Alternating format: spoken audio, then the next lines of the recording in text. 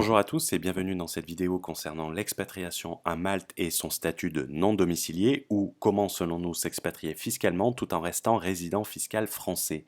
Cette vidéo est réalisée dans le cadre du programme Borderless Entrepreneur, qui est notre programme de formation à l'expatriation et aux problématiques d'ordre fiscal. Si vous avez des questions, n'hésitez pas à les poser dans les commentaires, n'hésitez pas à mettre un pouce bleu ou un pouce vers le bas.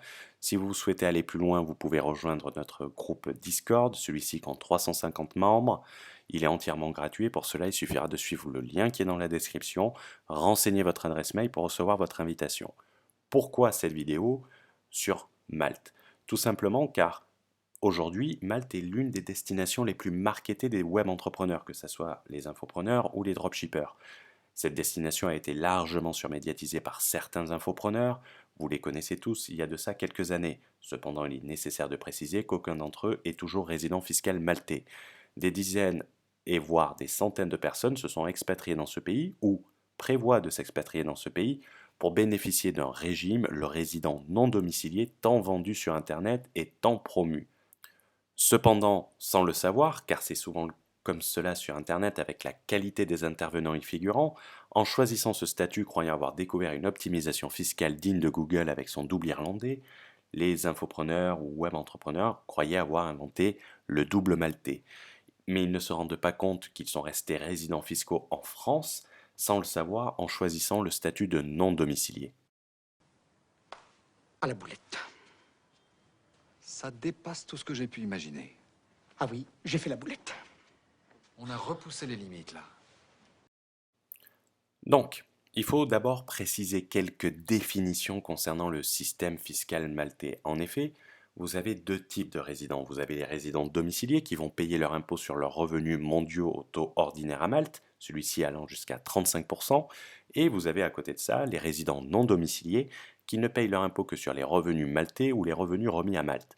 C'est le système de la remittance basis, système anglo-saxon, nécessitant notamment une structuration holding. Ils payent en outre un forfait annuel de 5 000 euros minimum, sauf s'ils peuvent prouver qu'ils ont moins de 35 000 euros de revenus étrangers. Donc, pour bénéficier de ce régime favorable, il ne faut pas être considéré de résident domicilié.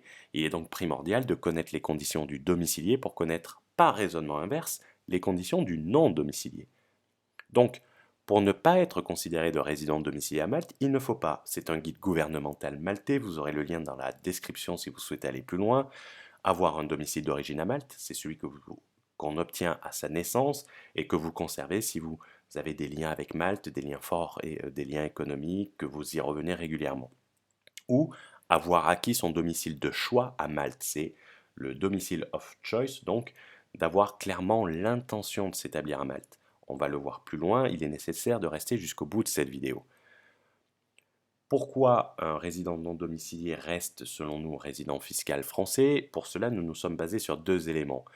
La convention fiscale franco-maltaise, que vous pourrez retrouver facilement sur Google, plus une décision du Conseil d'État. Il faut savoir que la convention fiscale maltaise, à son article 4, définition du résident, prévoit que cette expression ne comprend pas les revenus ne comprend pas les personnes qui ne sont assujetties à l'impôt dans cet État que pour les revenus de source situés dans cet État ou pour la fortune qui est située. C'est un peu la définition du non domicilié. Dans une décision du Conseil d'État concernant un fonds de pension espagnol, le Conseil d'État est la juridiction administrative suprême en France.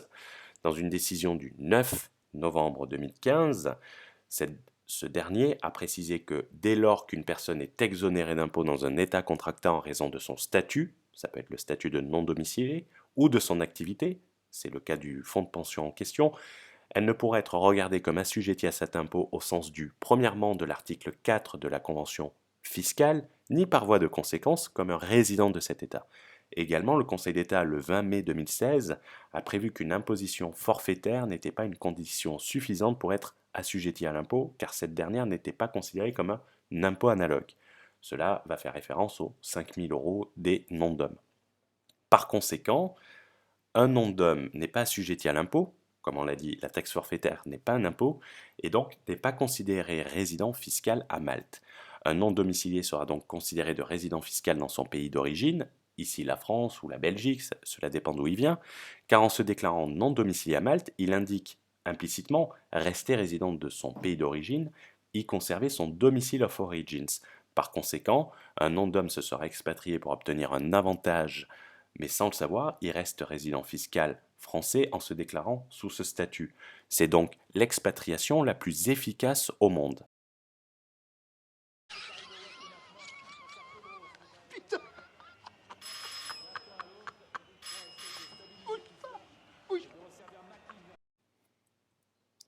Pour être considéré de résident fiscal au sens conventionnel, le contribuable devra être résident plus domicilié dans son pays d'expatriation. Il sera donc taxé comme un résident fiscal ordinaire de ce pays sur l'ensemble de ses revenus et il sera considéré résident fiscal au sens conventionnel et donc résident fiscal maltais par la France. Et si la France vient le taxer, il pourra opposer la convention fiscale. Il ne pourra donc plus profiter par conséquence de la remittance basis et de la fiscalité territoriale.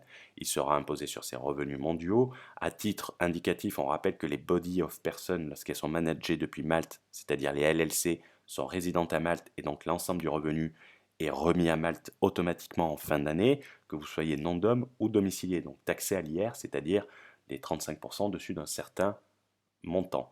Nous renvoyons à notre vidéo sur les fonctionnements des LLC ou les risques de la légèreté des déclarations lorsqu'on possède une LLC. Pour faire simple, la situation du non-dom vis-à-vis de Malte, lorsque vous déclarez non-dom, c'est que vous dites « je vis à Malte, mais j'ai gardé mon domicile en France ». On rappelle qu'au 4A du Code général des impôts, on ne parle pas de résidence fiscale, mais on parle de domicile fiscal. Pour être résident fiscal à Malte au sens conventionnel, il faudra, en plus de rien avoir en France, il faudra avoir à Malte sa résidence plus son domicile. Et donc, pour prouver que nous sommes résidents maltais à la France, si elle vient nous chercher, il faudra être en mesure de prouver que nous nous sommes acquittés de tous les impôts sur l'ensemble de nos revenus mondiaux à Malte. Par conséquent, et selon notre compréhension, un Français qui va s'expatrier à Malte, qui ne va garder aucun lien, en décidant de s'établir à Malte, aura automatiquement transféré son domicile, le domicile of choice à Malte, car il n'a plus de lien avec la France et a clairement l'intention de s'établir à Malte, et donc ne pourra pas bénéficier du statut de non-dom car il aura clairement déclaré son intention de changer de domicile, et par conséquent ne pourra pas bénéficier du statut de non-dom. Un Français qui va garder des intérêts économiques en France, de l'immobilier, des comptes bancaires, faire des voyages, en s'installant à Malte, ne va pas être considéré comme automatiquement domicilié à Malte, car il va garder des liens forts avec la France et n'a pas l'intention de s'installer définitivement ou indéfiniment à Malte. Il sera donc résident non domicilié, mais ces liens feront de lui un résident fiscal français au sens du 4B du Code général des impôts, et son statut de non-dom à Malte, l'empêchant d'être considéré comme résident fiscal au sens conventionnel, l'empêchera de se prévaloir de la convention fiscale, car ce dernier n'est pas résident fiscal aux yeux de la France, comme nous l'avons vu précédemment. Également, il est nécessaire de préciser que Malte est présenté comme un pays relativement laxiste d'un point de vue services fiscaux. Ce n'est pas un reproche, ça n'a rien, mais c'est la réalité du terrain. La France, ce n'est pas le cas, et il est très facile pour la France de savoir si vous êtes établi à Malte ou pas. Il y a deux solutions. Lorsque vous expatriez de France, vous devez remplir un formulaire à votre centre des impôts indiquant votre nouvelle adresse de résidence, donc votre adresse maltaise. Donc la France peut très bien savoir que vous êtes à Malte.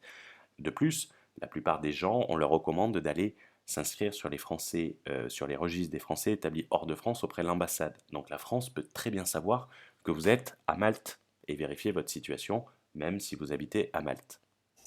Bon, expliquez-moi ça comme si j'avais 2 ans, parce qu'il y a un détail dans votre histoire que j'arrive pas à faire entrer dans ma cervelle. C'est très simple. Un résident non domicilié, c'est une personne qui va garder des liens forts avec son pays d'origine, faisant de lui un résident fiscal dans son pays d'origine. Il ne sera taxé à Malte que sur ses revenus remis à Malte et pourra se déclarer statut de non-dom. Un résident domicilié, ça sera une personne qui a coupé tous ses liens avec son pays d'origine et qui a décidé de s'établir à Malte et qui paye tous ses impôts à Malte. C'est aussi simple que ça. Si cette vidéo vous a plu, n'hésitez pas à mettre un pouce bleu, n'hésitez pas à mettre un commentaire.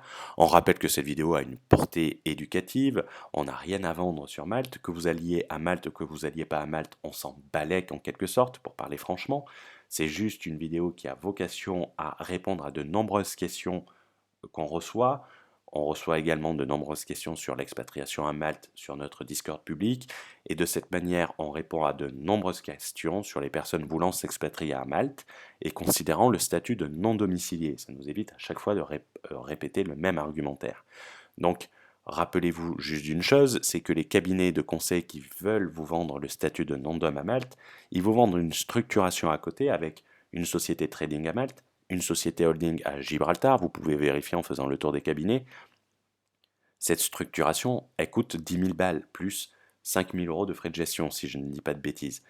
Donc si vous venez pas à Malte et que vous optez pas pour le statut de non domicilié, elle pourra jamais vous vendre ce montage à 10 000 balles et les 5 000 euros qui vont tous les ans.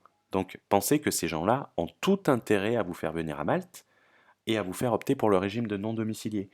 Nous, on a tout intérêt à bien expliquer la situation pour que tout le monde la comprenne parfaitement dans un langage clair et que les gens ne fassent pas forcément les erreurs sans le savoir. C'est le but de notre chaîne, c'est le but de nos vidéos.